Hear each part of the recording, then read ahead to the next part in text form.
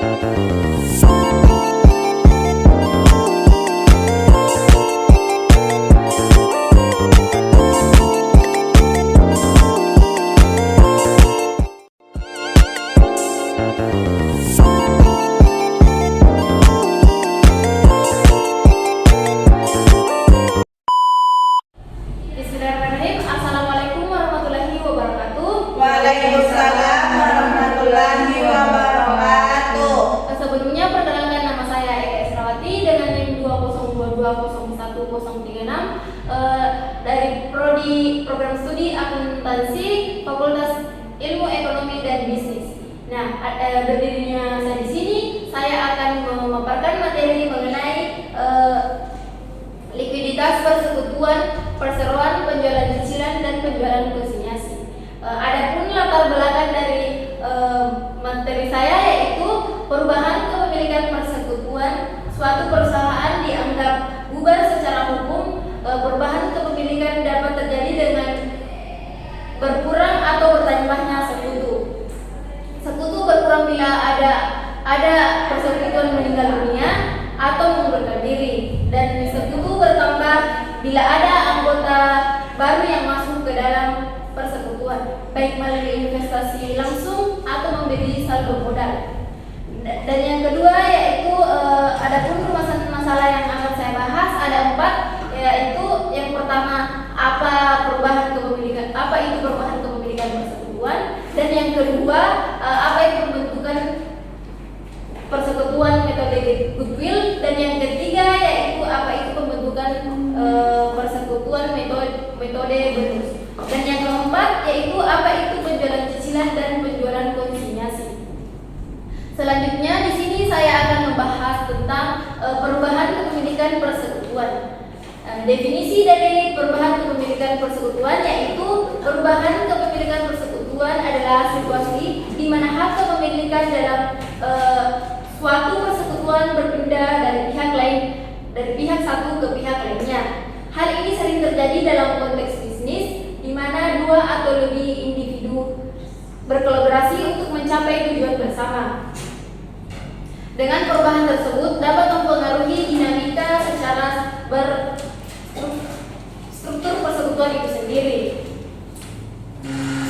Nah, yang kedua yaitu penyebab perubahan kepemilikan. Di sini ada 4. Yang pertama masuknya sekutu baru, yaitu hak sekutu lama baru dapat masuk dengan membeli sebagian atau seluruh modal dari sekutu lama. Dan yang kedua yaitu keluar dan mundurnya sekutu. Seorang sekutu dapat keluar dari persekutuan yang bisa disertai dengan pembayaran lebih atau kurang dari modal yang dimiliki saat keluar. Dan yang ketiga yaitu kematian sekutu. Di sini kematian sekutu yaitu hak kepemilikan sekutu yang meninggal dapat dibeli oleh sekutu lain atau dilanjutkan oleh ahli warisnya. Dan yang keempat yaitu perubahan struktur hukum, yaitu perubahan bentuk hukum dari persekutuan menjadi perseroan terbatas, juga merupakan bentuk perubahan kepemilikan. Selanjutnya saya akan membahas tentang pembentukan persekutuan metode goodwill. Adapun definisi dari pembentukan persekutuan metode goodwill yaitu metode goodwill pada persekutuan adalah pendekatan yang digunakan untuk mengakui adanya modal sekutu baru yang disetorkan dan perubahan total modal sekutu lama. Persekutuan adalah gabungan atau asosiasi dari 2 individu atau lebih yang memiliki dan menyelenggarakan suatu usaha secara bersama-sama untuk memperoleh laba. Pembentukan persekutuan baru dilakukan dengan pendirian perusahaan yang dimiliki bersama oleh 2 atau lebih sekutu. Adapun beberapa langkah-langkah umum dalam pembentukan persekutuan metode goodwill ada 5. Yang pertama yaitu penentuan nilai wajar dan aset dan kewajiban. Di sini pada tahap awal masing-masing pihak yang terlibat dalam pembentukan persekutuan melakukan penilaian terhadap nilai wajar dari aset dan kewajiban yang mereka kontribusikan. Yang kedua yaitu pengakuan goodwill. Setelah nilai wajar dari aset dan kewajiban dihitung, perusahaan yang akan mengakuisisi atau bergabung dengan pihak lain atau dalam hal ini anggota persekutuan akan menyebar harga yang lebih tinggi dari jumlah nilai wajar aset bersih tersebut. Yang ketiga yaitu penghitungan metode goodwill dalam persekutuan. Dan yang keempat yaitu pencatatan dalam laporan keuangan. Setelah persekutuan terbentuk dari goodwill dihitung, nilai goodwill ini akan tercatat dalam laporan keuangan sebagai aset tidak berwujud. Goodwill ini akan diuji secara berkala untuk menurunkan nilai atau impairment jika diperlukan.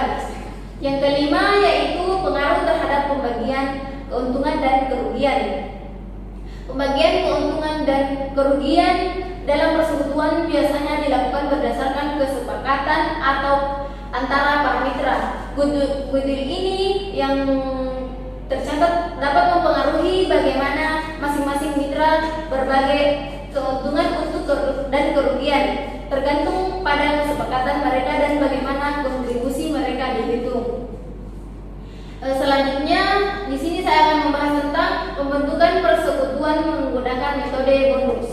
Nah, pembentukan persekutuan dengan metode bonus merupakan metode yang digunakan untuk menghitung pembagian keuntungan dan kerugian dalam suatu persekutuan yang melibatkan kontribusi modal yang berbeda.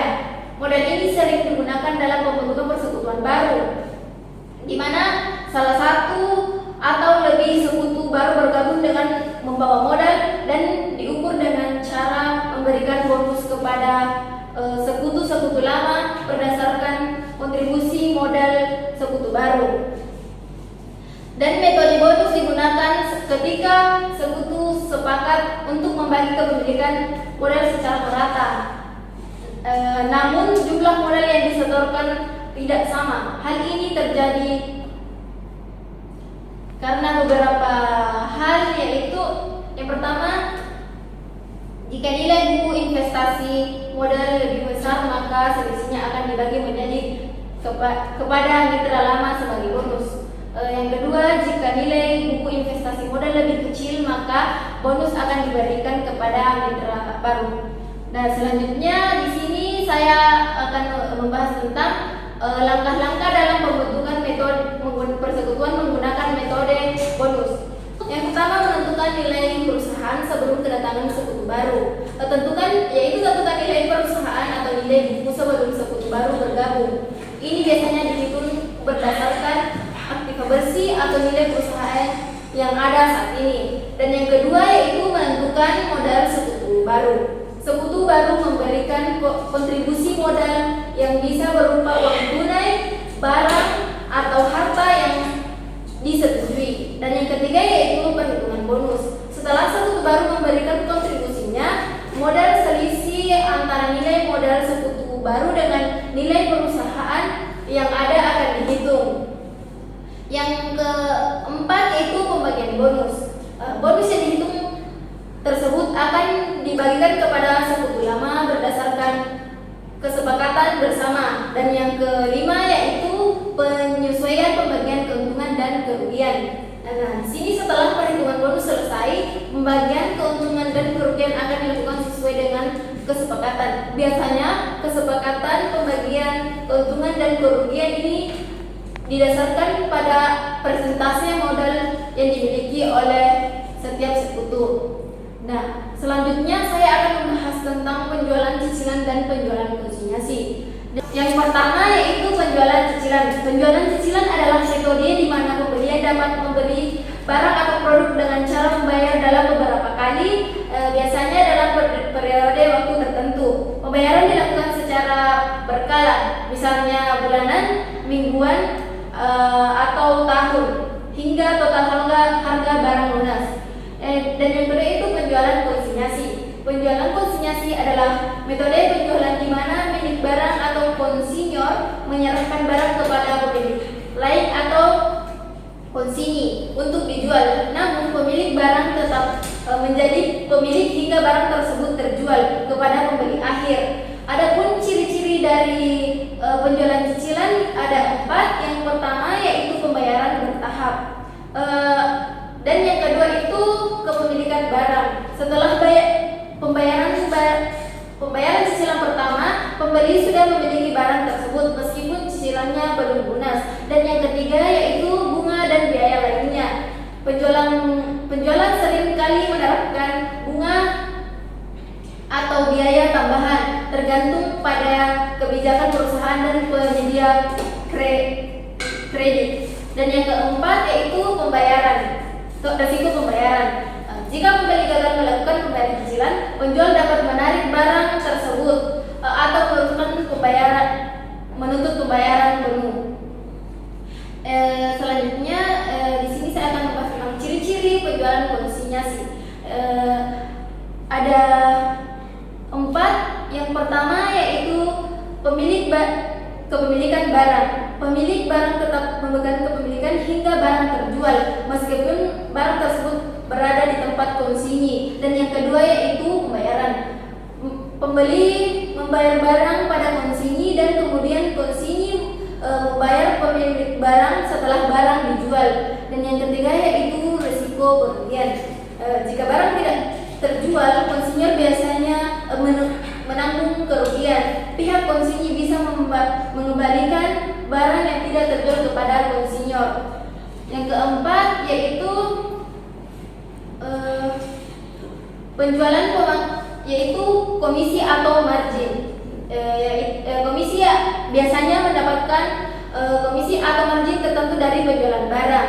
Baik, itulah memaparkan materi yang sempat saya presentasikan. Selanjutnya kita akan masuk ke dalam sesi tanya jawab. Mungkin dari teman-teman atau audiens lainnya ada yang ingin bertanya.